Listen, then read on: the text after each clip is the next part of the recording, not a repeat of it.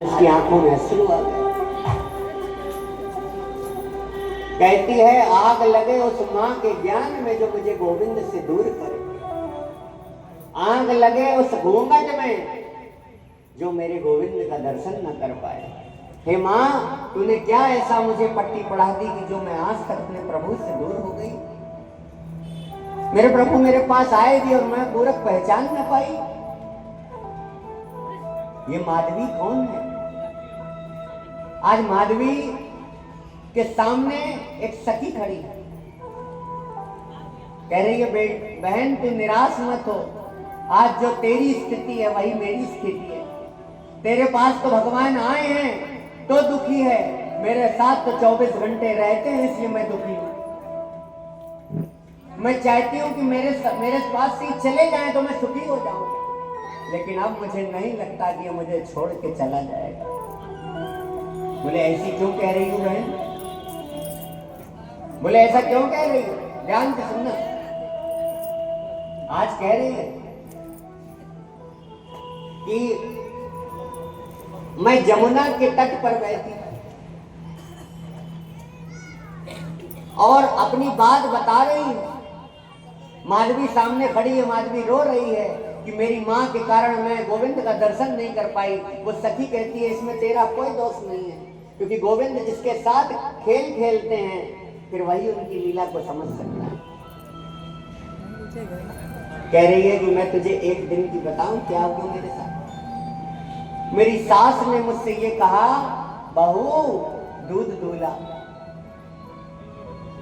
बहू दूध दूला।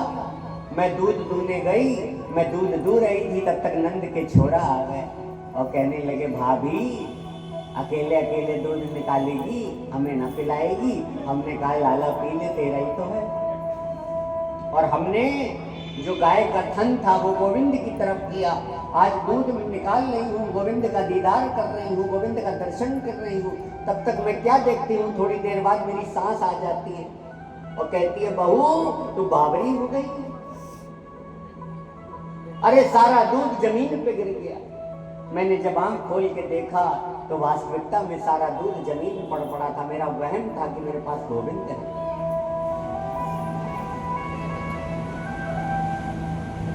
गोविंद कब दिखते हैं?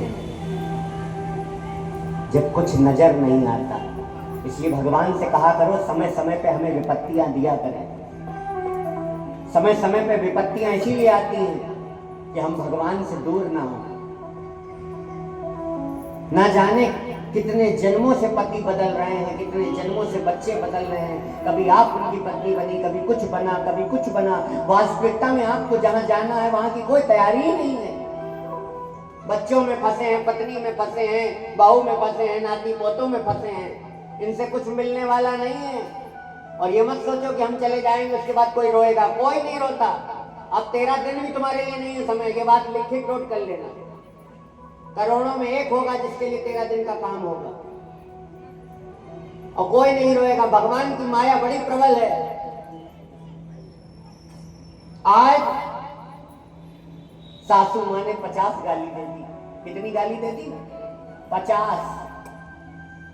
बहू रोते रोते अपने कक्ष में गई तो सासू माँ ने कहा अब रोना धोना बंद कर, मूसल उठा ले, धान कूट ले।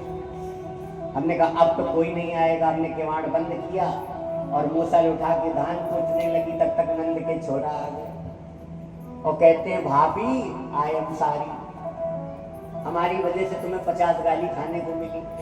बोले नहीं लाला तेरा कोई दोष नहीं है। तो सासू माँ कहती है जाने दो। हाँ, सासू माँ कहती रहती है।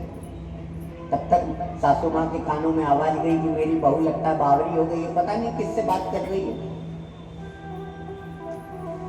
पता नहीं किससे बात कर रही है। और आई और किवाड़ खटखटाया, देखा अंदर कोई नहीं। फिर 50 गाली देके चली गई।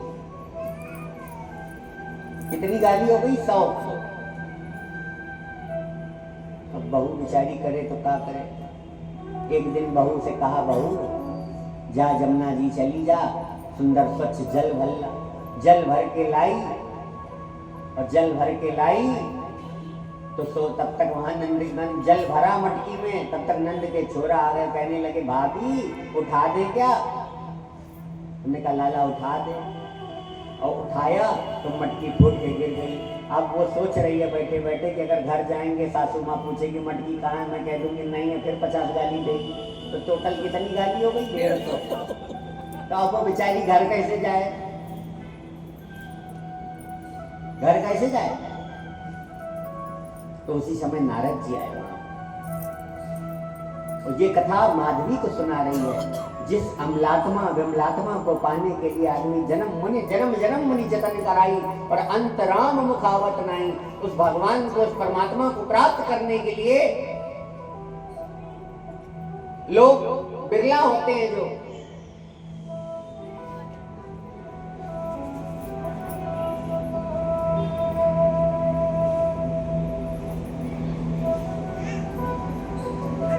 बिरला होते हैं जो आइए एक बार राधे राधे बोलो। आइए लेके आइए अंकित भैया।